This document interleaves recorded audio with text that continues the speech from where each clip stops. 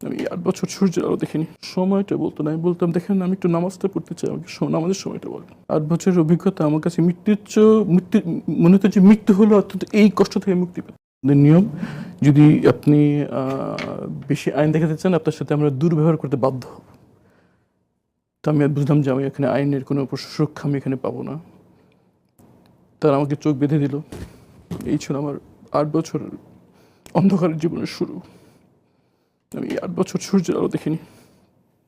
তারা আমাকে যে সেলে রেখেছিল সেখানে বুঝতে পারতাম না বাইরে কি দিন আর রাত। আমরা কোথায় আছি আমাদের বলতো না, আচ্ছা কি দিন তারিখ বলতো না, সময়টা বলতো না। আমি বলতাম দেখেন আমি একটু নামাজটা পড়তে চাই, আমাকে নামাজের সময়টা বলেন। বলতে বলা যাবে না, আদেশ। আমার কাছে মনে হতো যে আমাকে জীবন্ত কবর দিয়ে দেওয়া হয়েছে। আমার কাছে মনে হতো যে মৃত্যু এর চেয়ে ভালো। ৮ বছরের অভিজ্ঞতা আমার কাছে মৃত্যুর চেয়ে মনে হতো যে মৃত্যু হলো অর্থাৎ এই কষ্ট থেকে মুক্তি পেত।